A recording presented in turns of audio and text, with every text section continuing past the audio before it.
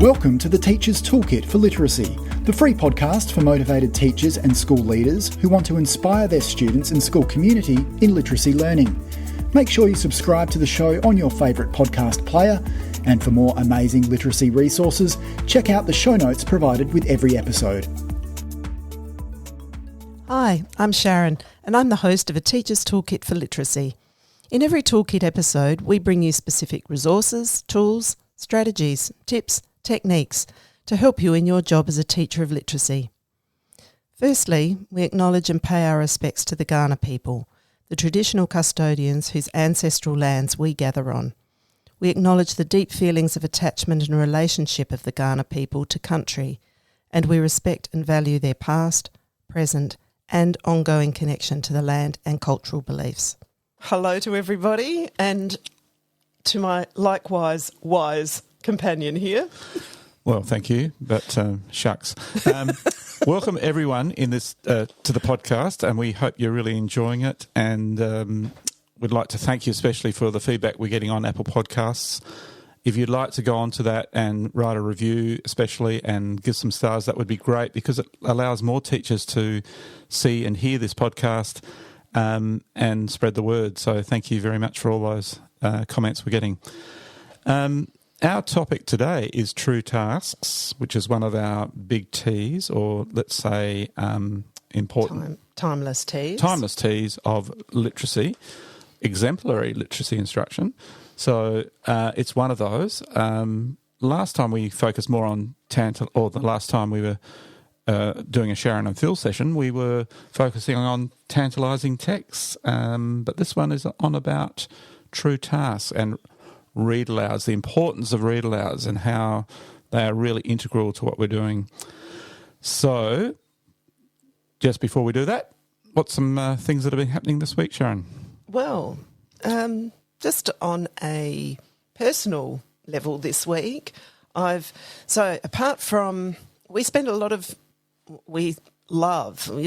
really enjoy spending so much time thinking about our work and talking about it and sharing and being involved in schools. But there's also a little life outside of that this week I've had a little bit of a chance to spend some time on. So I think it really came about as a bit of a release and distraction for me, but I do some vintage plate jewellery making, so a bit of smashing, smoothing, creating. I actually we love going on our little country rambles to find little vintage plate pieces, and so I've really enjoyed. I love the story. I love the... Hang on, you smash plates and then you make the little bits into jewellery? Yes. And then you... Yes. People then put those around their necks, or... What do they do?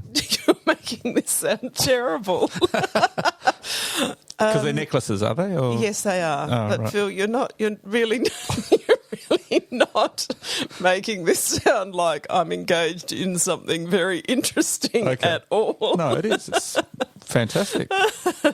Anyway, little photo shoot today to advertise some very nice pieces, in fact, Phil. No, I do enjoy that as a way, artistic endeavour, probably. Yes, a creative because I think there are real parallels out there between. We think teaching is a very creative endeavour. Yep. And so I really like the parallels with this as well, that there's real creativity that I can bring into this. Anyway, that's just my by-the-by thing this week. Yes, and there's a website coming out soon. But that's another whole... But did you want to hear about work I've been doing this last week? Yes. Okay, so two big, wonderful things that I've been engaged with in this last week. One, catching up with the early career teachers that we had a 2-day intensive with a month or so ago, and the school partnership that they're, or the regional partnership that they're a part of, has called these sessions with these teachers Be Brave and Teach. which is just absolutely uplifting and so nurturing of the profession and of these early career teachers, really launching into this world of this amazing profession.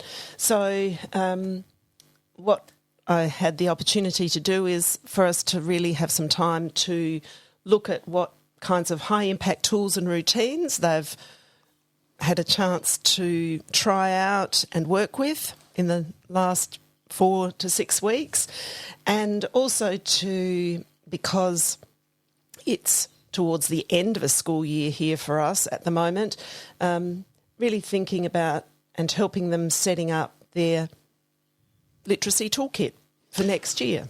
Is there any particular high-impact tool that came out in the session that you can think of that someone really had I'll share those in the end of the session.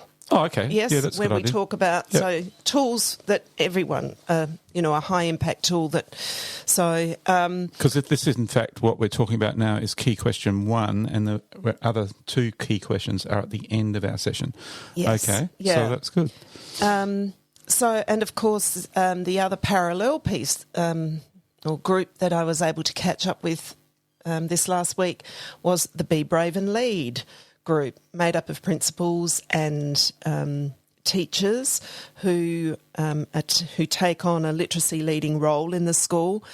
And I really just want to acknowledge the leaders that have been that are a part of this project, because they're just taking on extraordinary leadership roles, teachers and leaders, to make really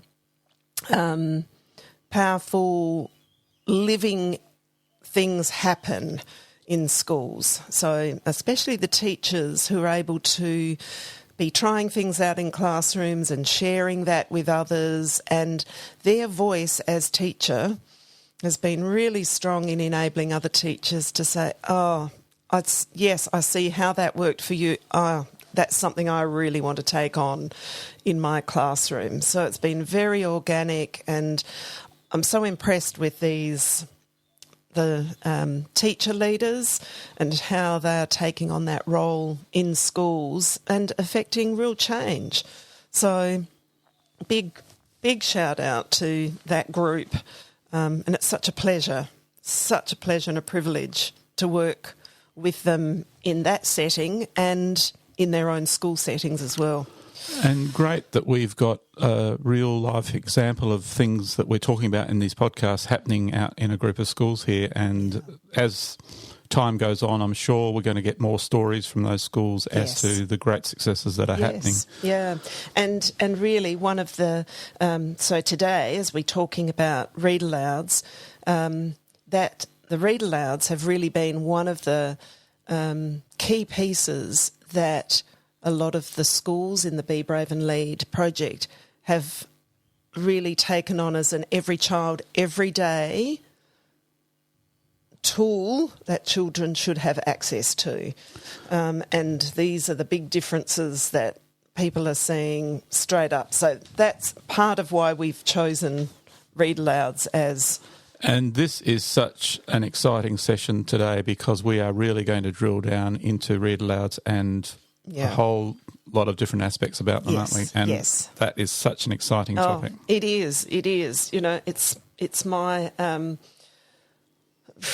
Read Alouds have been my thing. I've talked about Read Alouds for a long time because I've been so influenced by the practice of, the practice, the tool, the routine of Read Aloud, personally, and I've seen how that plays out in class.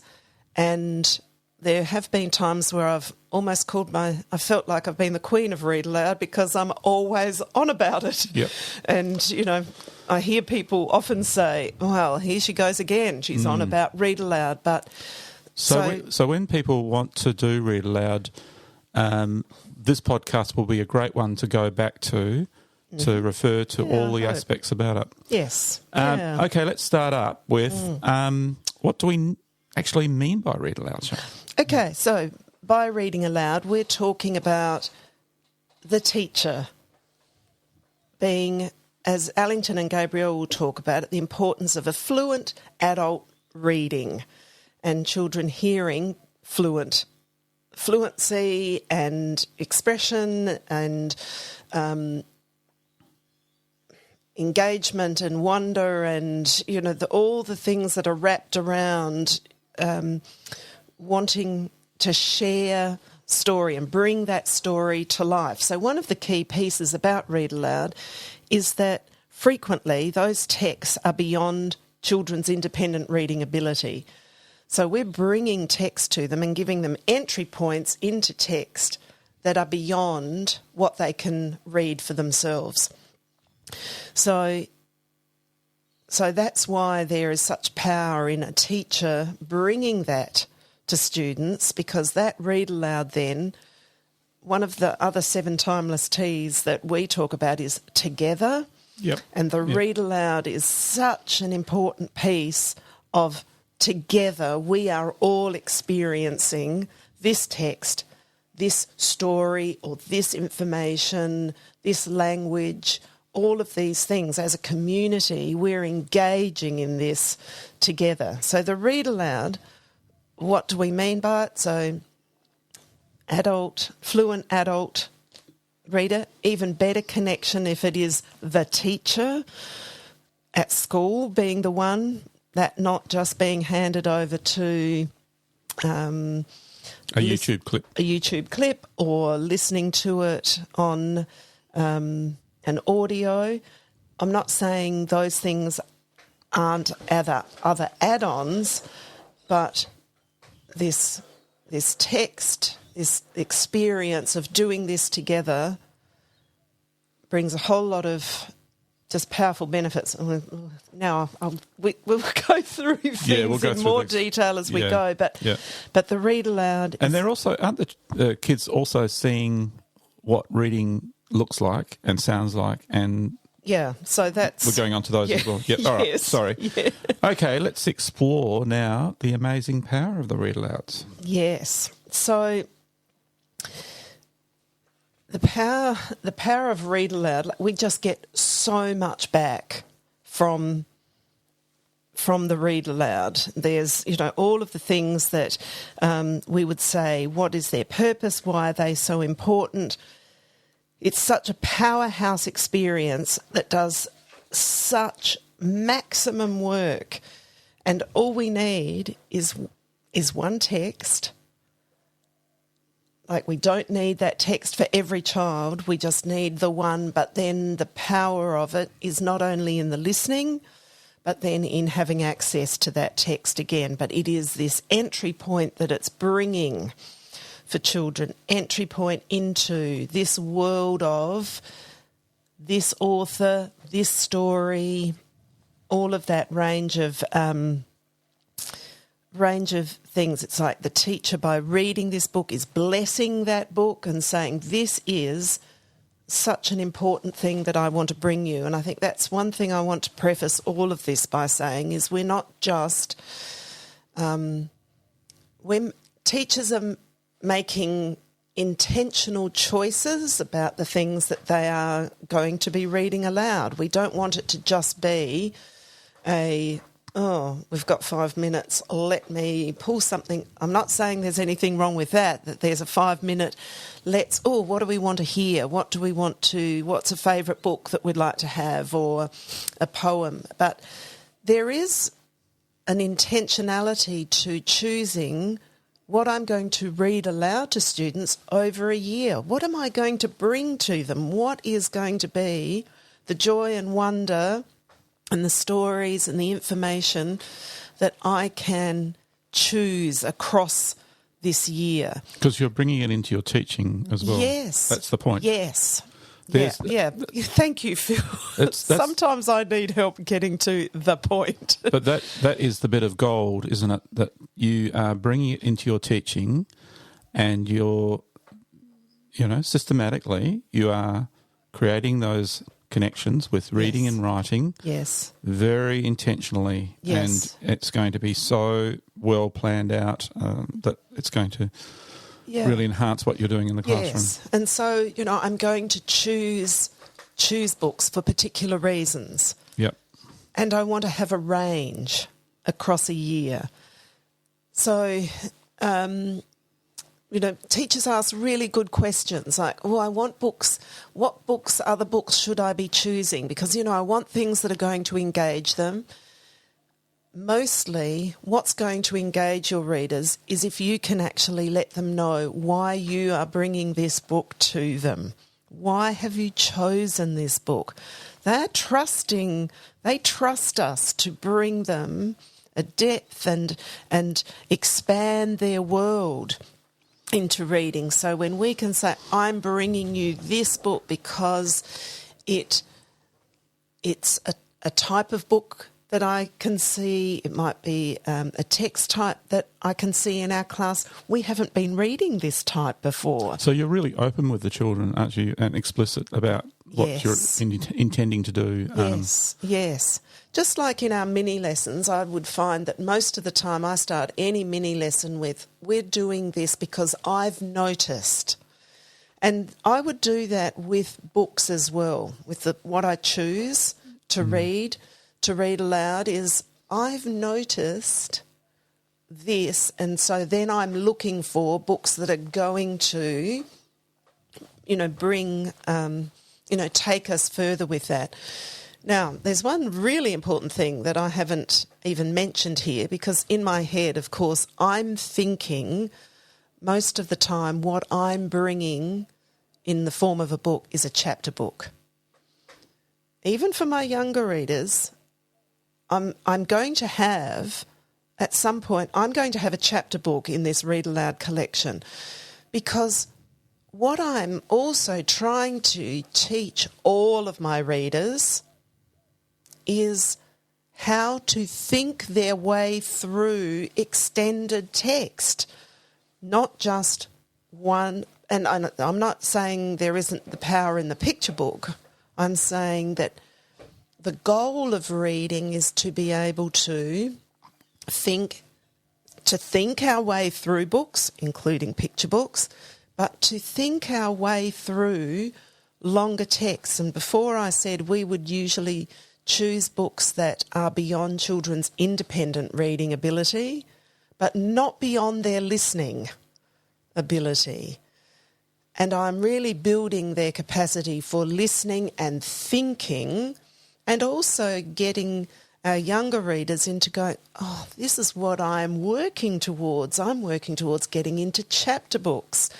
For our older readers, if I've got readers in my class who are still in maybe some early stages of reading, I cannot deny them the opportunity, because their listening ability is much greater than I want to bring to them the kinds of text that they can listen to and think their way through, because their comprehension level will always be way higher than their... That was an aha moment for me as a young teacher, to realise, the few of the Year 6, 7s that were struggling with reading a bit had amazing thinking going on in their heads. Yes. And they might not be a very good speller, but they were really great writers. Yeah. It's having those amazing things going on in classrooms, and you realise those things by when you actually talk to the kids and you confer with them and you get closer up to what they're really doing, rather than judging them on a certain skill that you're seeing. Yes, yeah. So the listening, we really want to bring forward that experience of being engaged in complex text, more complex than they can read for themselves, and be able to learn how to do that thinking through it and learn from it, because my Read Aloud is, as you said, is the integral teaching tool in the classroom. The text is helping with the teaching. So that probably leads us on to, like what makes Read Alouds so important from the literacy side. Yep. So we know without a doubt that we could say 4 sort of main things that we talked about. It definitely improves listening skills. Yep. It is a huge builder of comprehension. So reading comprehension, because of that thinking that we're able to do collectively, and because we're doing it as a class, the talk that we can do, the discussions we can have. It builds positive attitudes towards reading. So when we talk about those 3 selves, self-motivation, self-direction, and self-regulation, this opportunity to be brought into the world of a story and really builds positive attitudes to reading. Now, as I can come back to the fact that Read Aloud for me has been a significant piece in my childhood. Firstly, with parents reading aloud. Now, reminding people I'm a child of the 60s, so that was also a time where I saw my parents go to great lengths to track down books that they could read to me, as well as, eventually I was reading for myself, but they continued to read to me for quite some time. So a lot of the classics.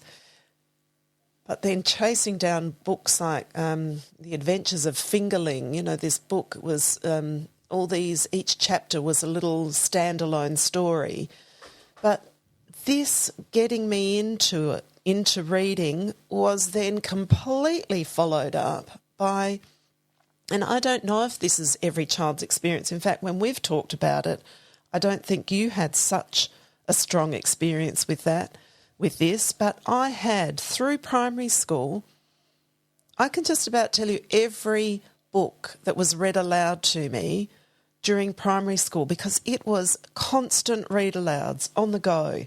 Right. So that power of it really gave me such a positive attitude towards reading. Yes, so the whole attitude. Yes. Sorry, I'm still on that 3rd point there, taking a very long time to get to. And the 4th one is how Read Alouds will build vocabulary. So I've really done the summary points and not done the dot points here that I could talk. Maybe I'll talk a little bit more about some of those things. So, of course, the Read Aloud, if I go through some of these dot points now quickly, I know, probably not quickly, but here we go. So it's Read Alouds, involving students in reading for enjoyment. The Read Aloud really allows children to take on the listening with one load gone. The decoding part is not there, but I can listen, and I can listen to a level where I can enjoy this. I can take that on. That's my focus, to do the listening, the thinking. And so that in itself is a way of knowing that books give us something back. That's why we read. They give us so much. So that can be such an enjoyable experience. Just as a teacher, in some of my postgraduate studies, one little action research project I took on in the classroom was looking at, particularly for older readers, for year 5, 6, 7s, looking at what were the attitudes to students and to the read alouds I was doing. And overwhelmingly, it was always a positive attitude. Now, I think part of that is with the intentionality that you're doing it and the commitment you're making to the book. There is never a book that I would read aloud without having read it first, because I need I need to be committed to this. I need to know that what I'm bringing is worthwhile and is right and is what I think students can need. Of course, for my younger ones, I want to be reading aloud lots of things that they're saying, we want that book again. That's a favourite. Can we have that? For older readers even, there are some, can we have another book by that author? So enjoyment is a really big part of that. Reading aloud really demonstrates reading for a purpose. Like, why do we read? We're reading to gather information, to learn more about ourselves, to learn more about our world, to learn more about others. Ooh, you've heard me say it so many times. I just wanted something to say. Oh, so Anyway. Yes, I know. We talked about this one already, but this fluent adult reading, this phrased and this fluent rendering of this text really lets our growing readers know what it should sound like. They hear a lot of everyday conversation, yep. But what does it sound like? What does literary language sound like? So book language is different to everyday language, isn't it? So different yep. to everyday language. Yep. And we can't, if children are only hearing everyday language, how do they write in anything other than any everyday language?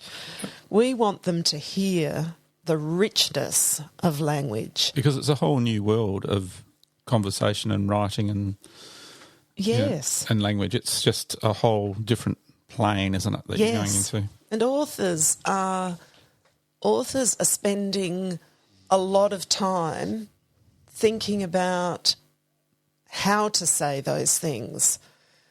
And the vocabulary. And their word choice, that's it. The vocabulary they bring in, the idioms, the phrases. Syntax. Yes.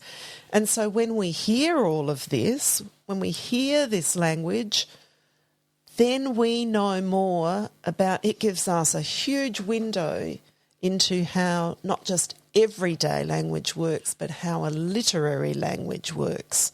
How it's structured. Yes. Yep.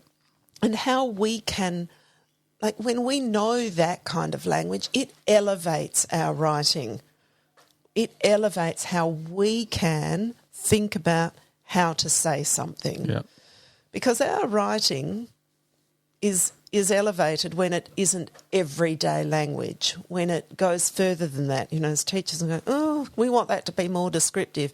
Well, how do we make it that? It's not just by throwing in some more descriptive words, it's how things are said, how language is constructed. So increases vocabulary, Sharon. Yes, without a doubt. So being able to, and it's not just singular vocabulary, it's phrases as well as singular words. So, you know, when two children in my class, happened to be Year 4 boys, were engaged in a little bit of an altercation and in the classroom, and the story at the time was referenced when one boy said to the other, "I'm really confused. Are you being a friend or foe at the moment?"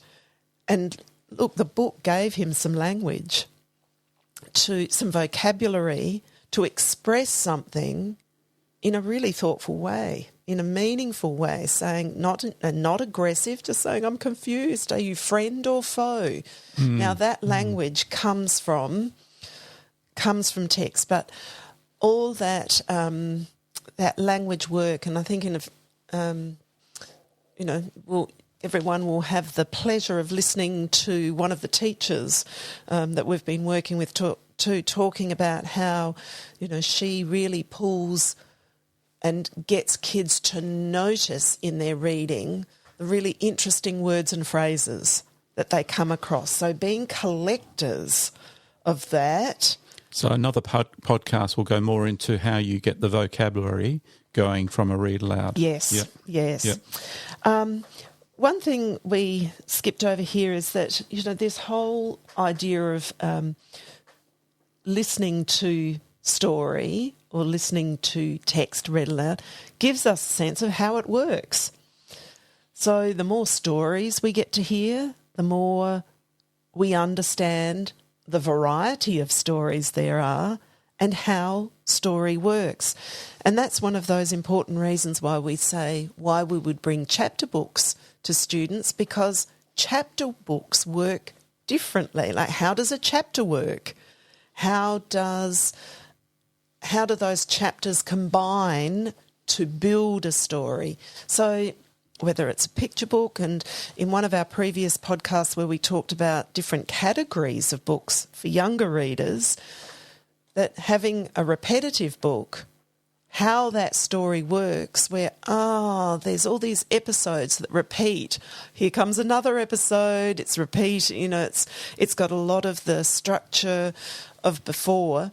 So that read aloud, that opportunity to talk and bring that information forward and to notice those things is just that's where our teaching comes from. That's where teaching with the texts happens just so naturally through through discussion and noticings as we're doing the read alouds.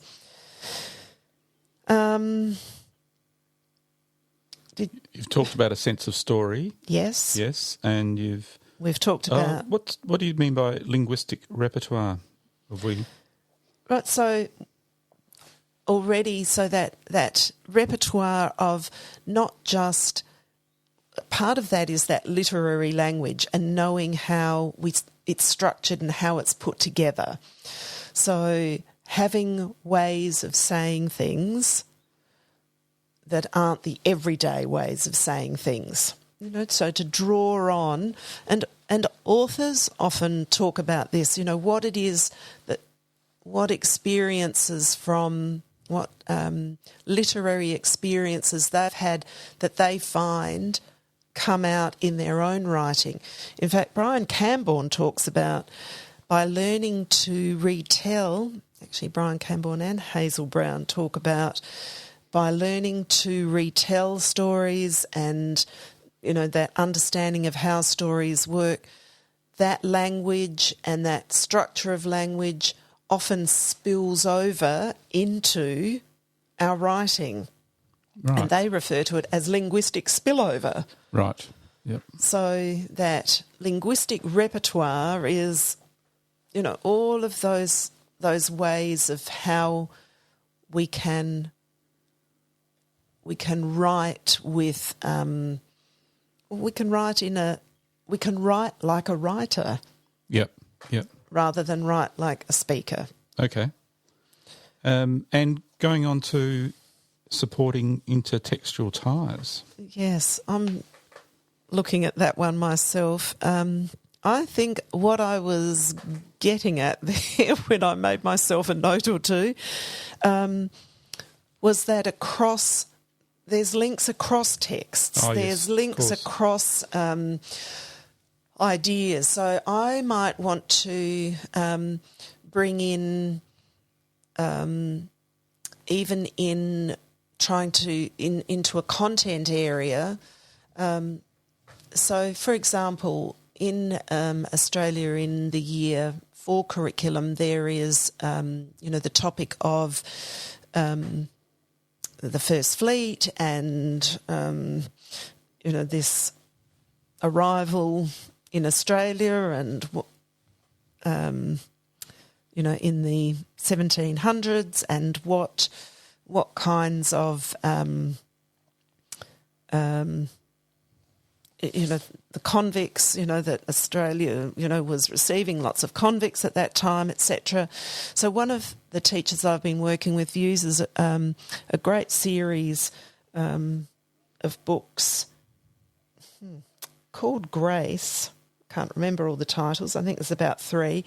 But it's about the story of a young child being on one of those ships and coming during the 1700s. And so to whilst they can be reading and learning factual information about that, the stories of grace bring another layer of information and viewpoint. Okay, so that connects back to the factual books. Yes. The fiction and the non-fiction are connecting to each other. That's what you're kind of saying. Yeah. So there's between texts there's ties, and then of course there'll be within those texts, within that series of grace, there's connections that we make across those. So, but connecting. So that's where read alouds are often.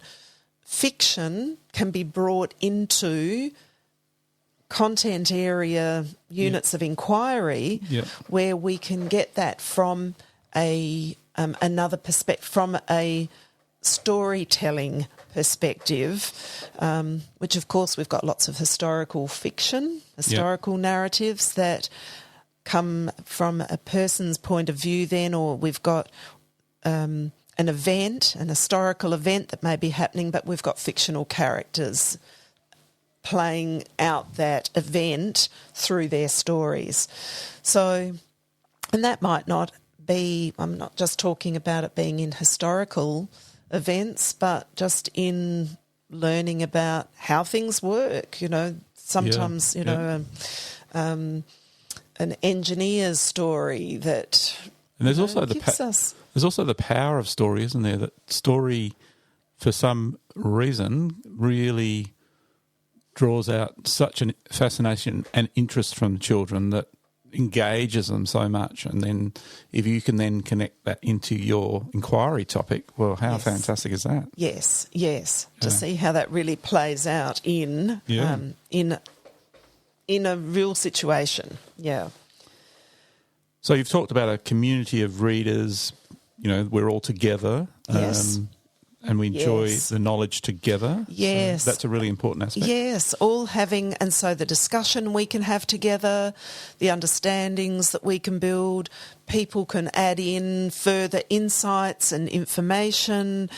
We can ask questions. But we've all got this framework within which we can talk and discuss and make connections and make links and bring that into other things that we're doing and talking about. And so ideally we make sure all the children in our class are there for that read aloud. Yes, it isn't this is just for some people who... No, we want everybody. There isn't anybody in our class who is excluded.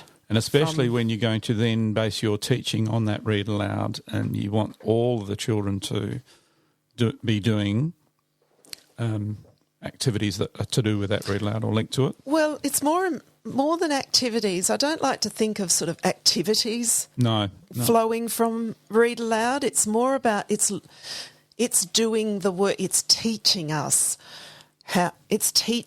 these things, but so for example, through the read aloud, this is really a true task, is how do I learn more about some of the vocabulary in the text? Okay. It isn't that I then pull some of that vocabulary and then get kids going to look those words up, write the definitions of those words. That isn't a useful activity. Not a true task. It's not a true task. Okay. But how do we build vocabulary then? So, if we're not getting our students to look up what those words mean and write the definitions, how is it building vocabulary? Yep. Number one, within the text, within that context, we are learning what those words mean. And if we, as it's wrapping through, because there will be particular vocabulary that comes with a text.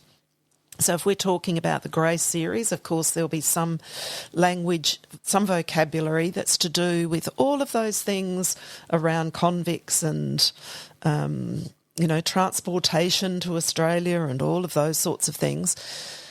But as we read, a fluent adult reading that text through their reading is also giving, through that fluency, meaning to those words. So when we read it fluently and with expression and with voice, we can give meaning to those words just by doing that. Now, there's also been wonderful research done on the importance of gestures being made as we read aloud. So I'm not talking about the teacher now having to act everything out, Right. but just by a body action that will give meaning to a word, Yep. or to a slight gesture, with the hand, or an eyebrow raise, or a,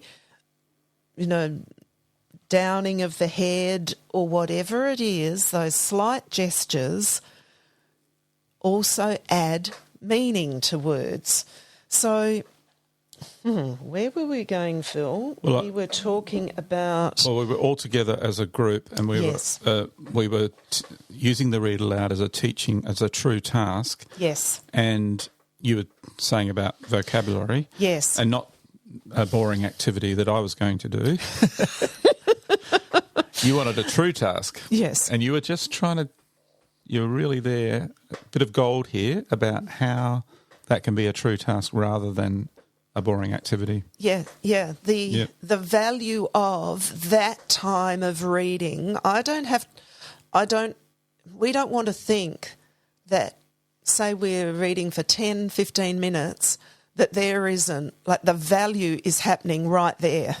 Right. The value is, the power is happening as we're reading, as we're thinking, as we're listening together. Yes. And what I take from that, so as teacher, I may go, wow, there was, just picking on the vocabulary thing, wow, there was a word in there. This phrase or this term is so interesting.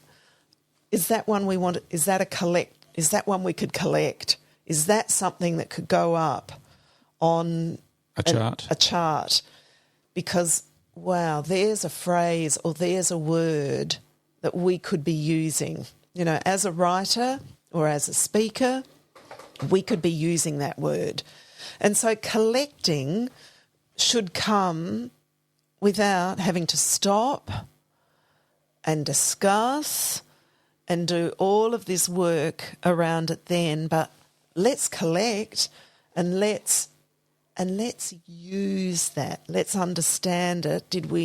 And why not discuss what that word, how could we use that word? What, have we got the full meaning of that? Do we need to find out a little bit more information?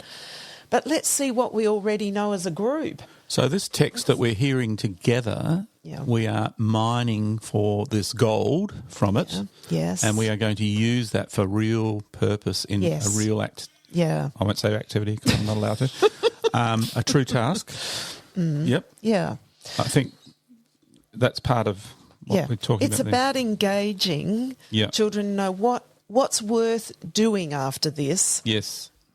And what is worth doing as a reader and a writer. Okay.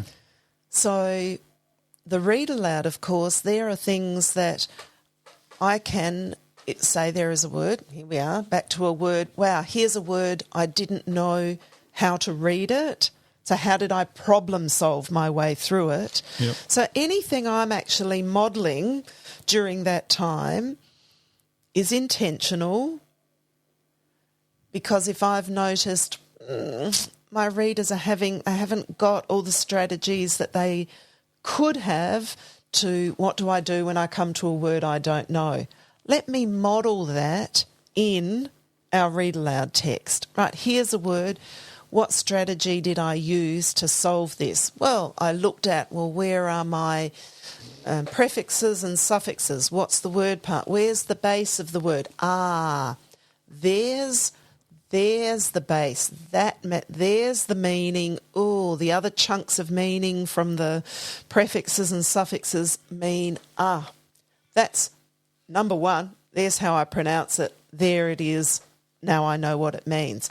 So I can, from the read aloud, I might do that at the end of saying, now there was a word in there. I want you to have a look at how I went about solving that. So my read aloud is really teaching what good readers are doing at all those levels: comprehension, word solving, fluency-wise. Oh, let me reread this bit, because when I read that, that didn't make sense. So self-regulate, self-direct, self-motivate. Yep. I'm trying to teach those things through the read aloud, and I might pull one thing that I'm noticing and say, okay, I just want us to look at this as a strategy. Now, when you're reading today, there's a strategy for you to take into your reading. So it's coming from, I don't have to go looking for anything to teach that. It will always be there, because I'm showing what I do as a reader as I'm reading. So often a read aloud will be followed by a real writing, independent writing, or real independent reading. Yes. That they can then go and practice those skills that you've been showing. Yeah. And modelling. I'm building those. I'm building their repertoire of strategies and actions and behaviours that good readers are using. So I might chart some of those things. So I might say, here's a strategy of what I do when I come to a word I don't know. Here's a word-solving strategy. I've shown you that. I can put that onto my anchor chart. Good readers do this. Good readers collect interesting words and phrases. Good readers reread a sentence that didn't make sense, so check on their fluency. So these things, I'm through the read aloud. I'm on a continual. This is demonstration, really, of what good readers are doing. Just before we go on to a little bit more about how you get into read aloud on a daily basis. Yes. There was one dot point there on oral language development. Now, did we talk a bit about that, or can we talk a bit about that, where it really develops their oral language ability? Yes, because we've got something to talk about. So we've brought forward a common experience. So I can really, I'm being exposed to vocabulary, I'm being exposed to ideas and thoughts and concepts that I can think about. And we've talked a lot about this thinking about, but the talking about it, this talking about our reading. Allington would talk about this being one of the most underutilised comprehension strategies. When we get to talk about it, when we're talking about text, we're going to talk in a different way than when it's an everyday conversation.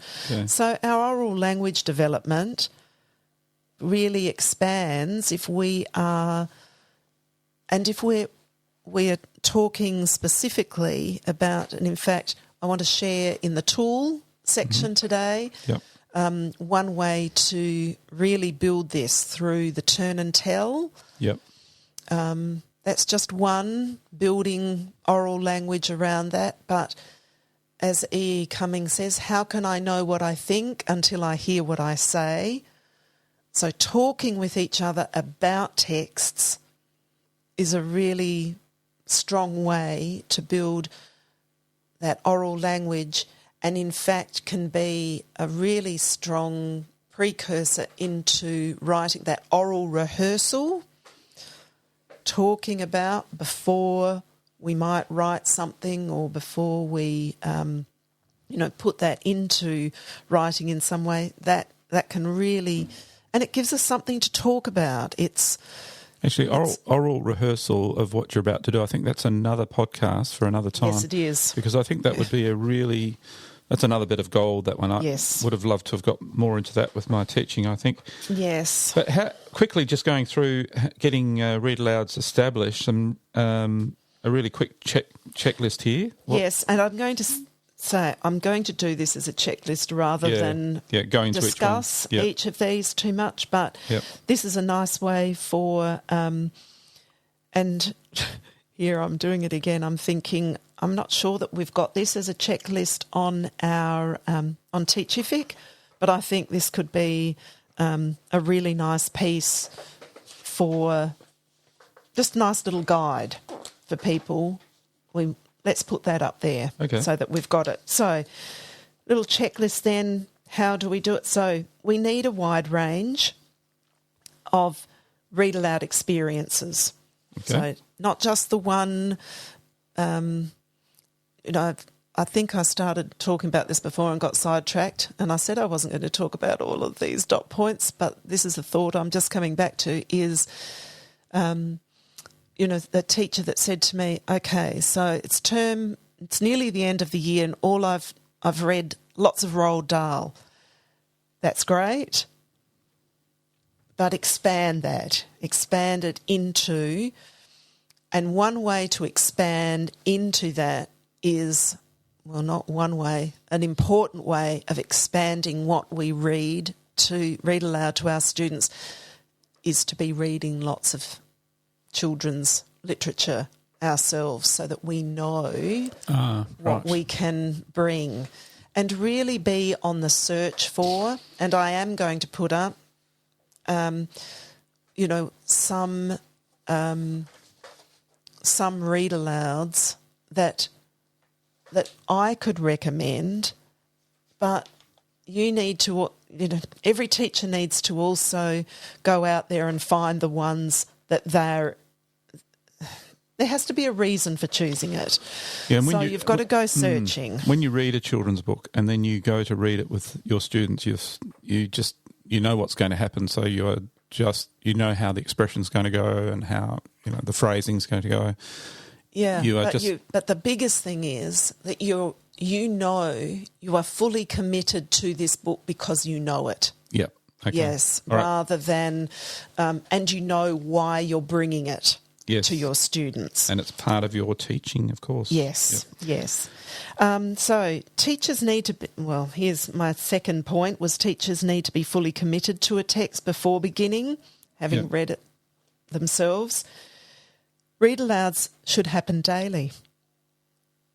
They're not the power of them is so great that, and because it's part of the teaching, how much teaching comes out of it, it isn't just as you are reading aloud, it has ongoing ramifications through the day. So it's a daily, every child, every day should have read aloud. Establishing a literacy-rich environment. Yes, because not only is that book being brought in to the class, it should stay and be accessible to students.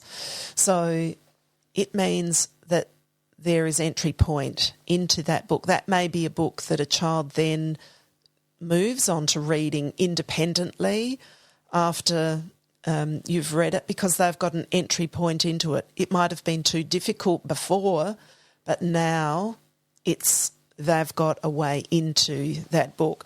So it is, and the literacy-rich environment is expanded by the range of books that we read across a year. Yes, and the range of authors, and that it's fiction and non-fiction, different types of texts, that it isn't.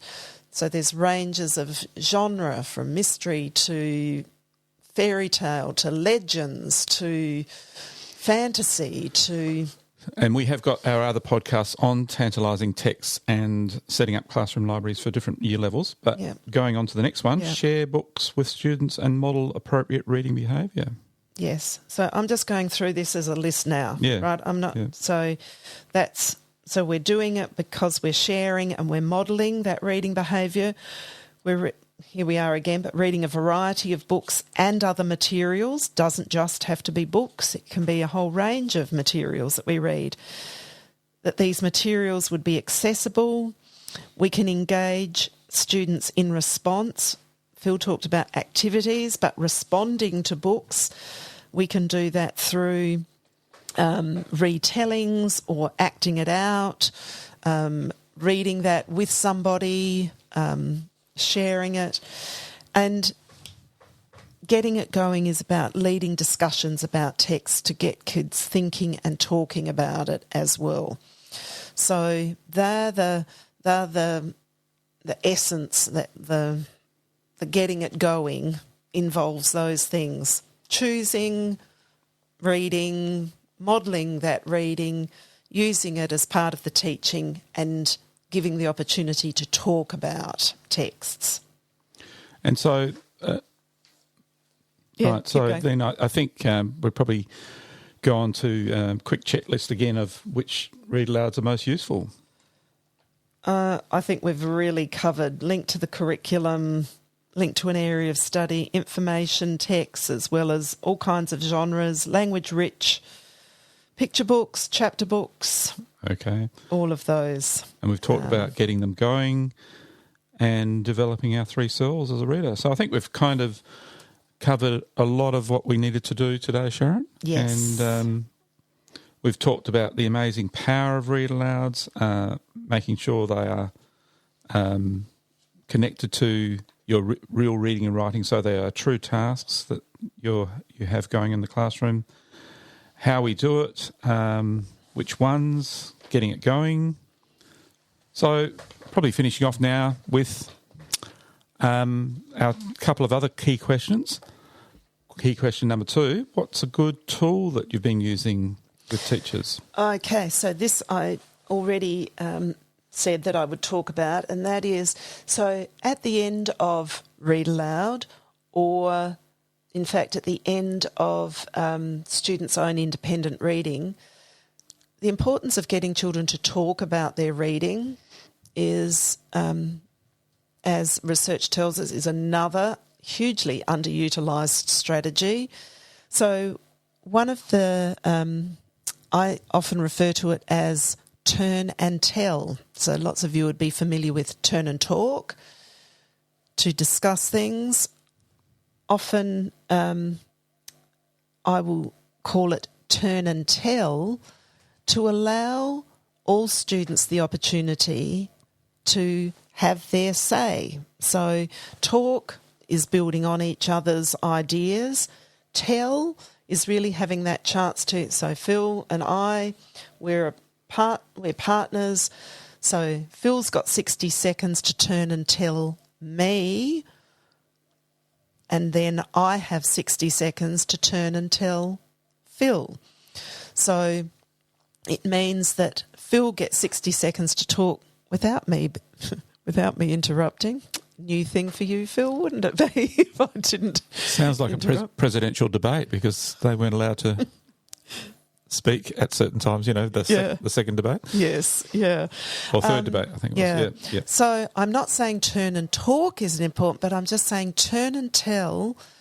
I can give, it's so good for us all to have that opportunity to tell about what we're thinking.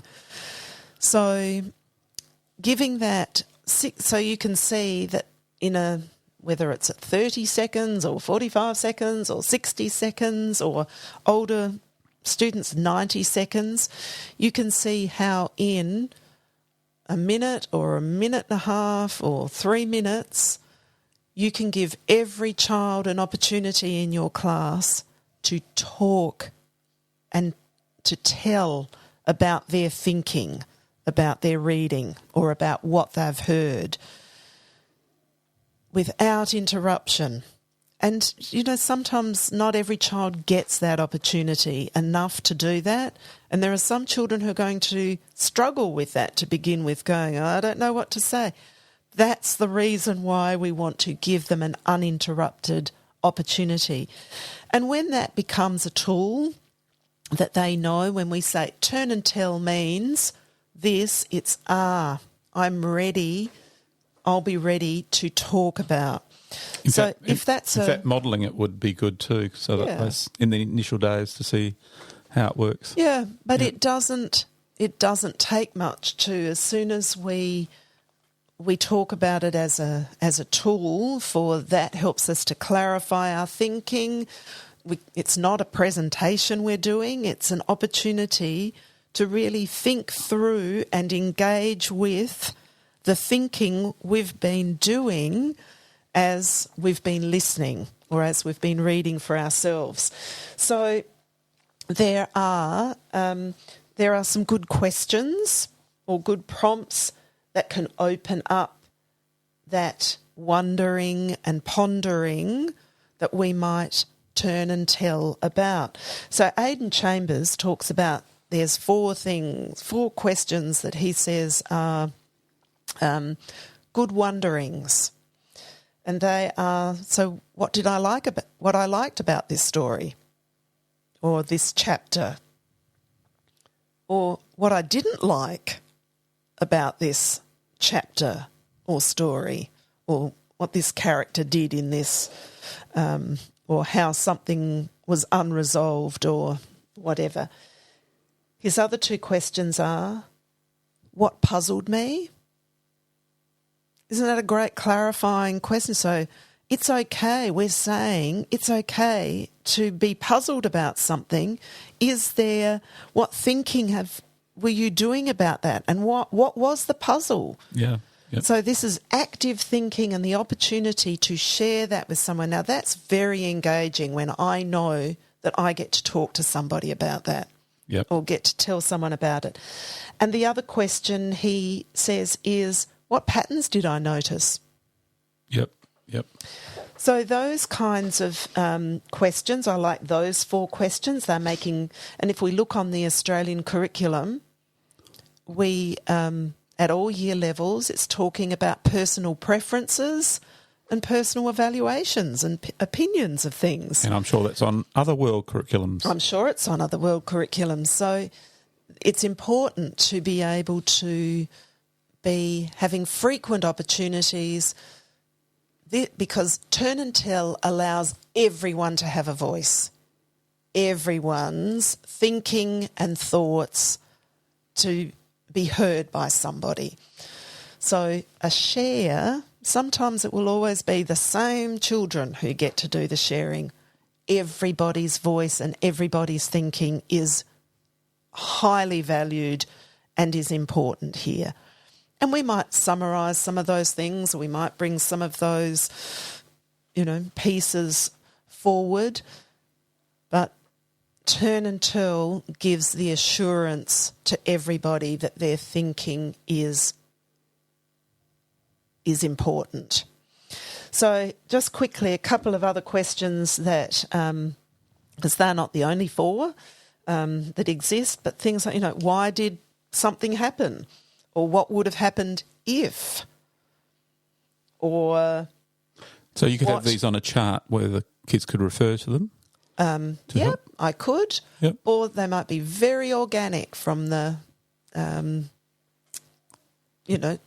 suppose initially, getting us knowing that we don't always have to think about, we might need prompts to begin with and then we won't. Yeah. But yes, charting can be useful to, Yep. but I would write those up. Please, you don't have to go looking for ready-made charts of these things. No. Make these really purposeful, like what are the good things, what we might call the provocations for deep and meaningful thinking. In fact, we might have teachers that write in telling us some of those great questions they've been asking that really work. Yes, indeed. I'd love that. And so this is one of the... Oh, go on. Yep. Sorry, I was just going to add, so what ideas have I noticed? Yeah. Or what discoveries did I make today? So we can hear...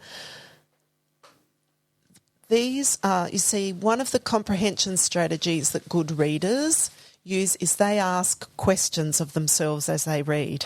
Yeah. They don't wait for somebody to ask them a question to answer. So we're not trying to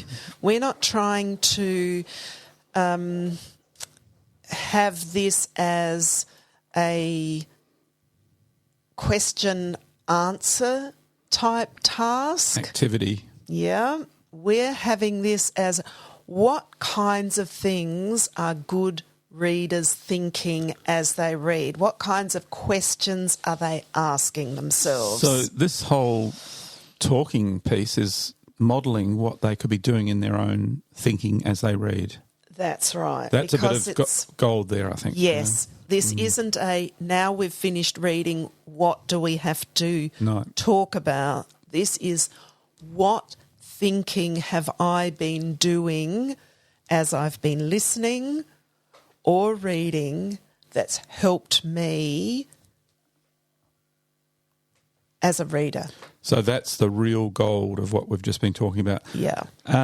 Now, this is also one of our timeless T's, isn't it? Thinkers talking. Yes, it is. So very important. Now, going on to key question 3, what's a tantalising text that you've come across recently? Oh, okay. So I'm bringing this one to you because just this week I couldn't help but think of this text and recommend it to a year 3, 4, 5 class.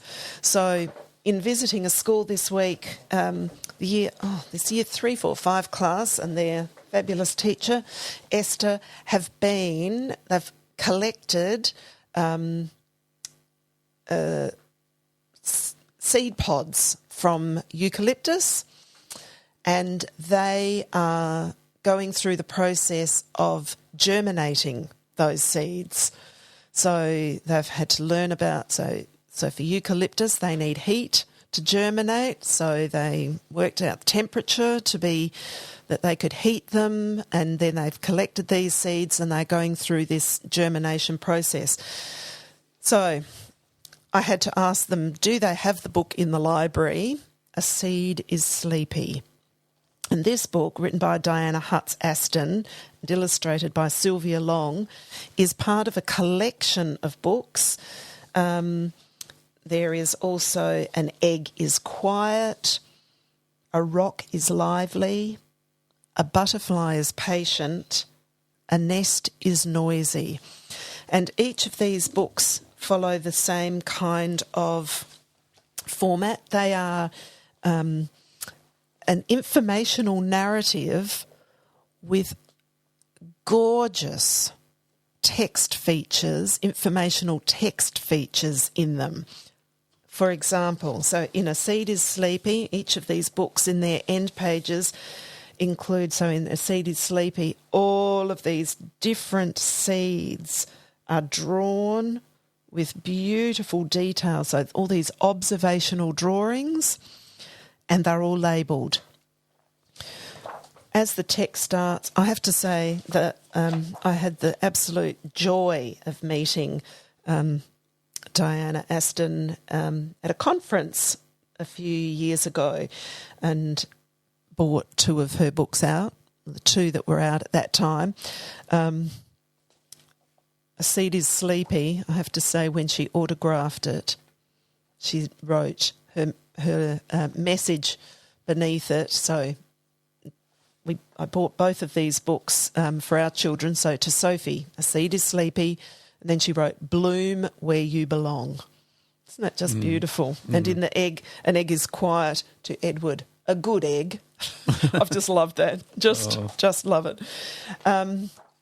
So in this text, we have this wonderful kind of narrative running through, as well as sort of some informational text, but it's all written in a style. The font is like a handwritten, linked script.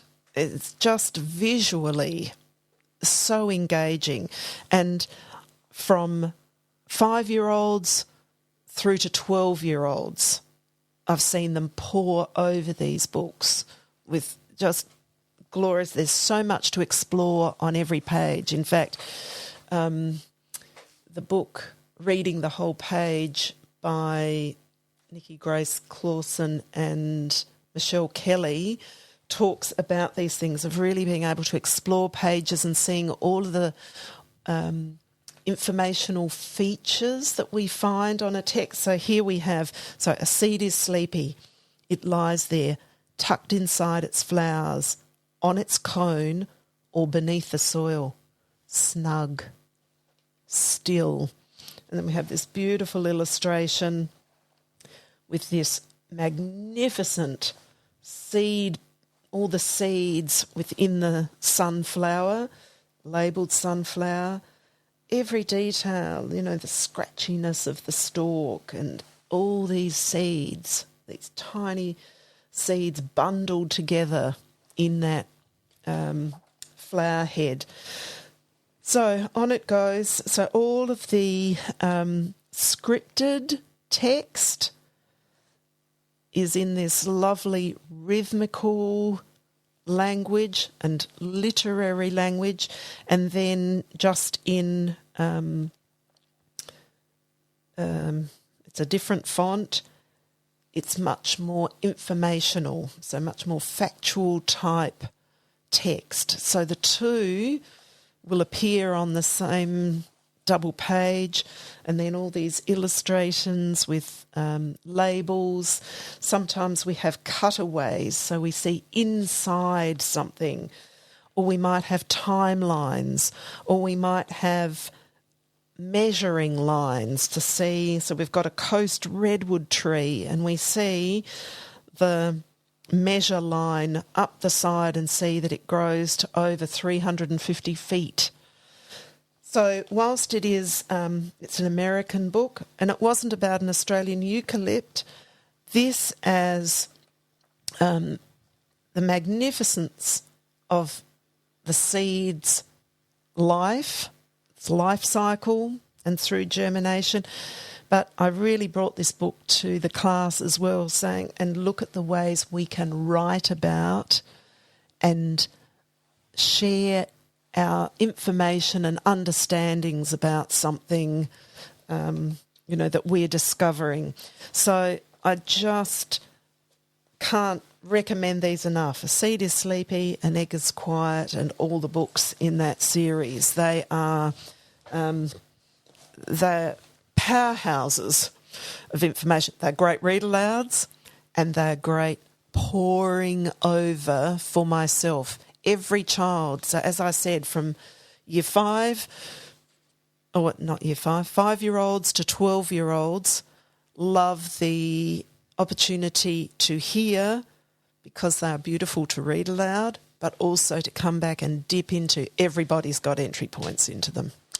Another bit of gold there. Thank you, Sharon. And thank you, everyone, for listening today to a Teacher's Toolkit for Literacy. And we hope you've enjoyed our session on true tasks, the importance of read alouds. And stay tuned for more sessions coming your way.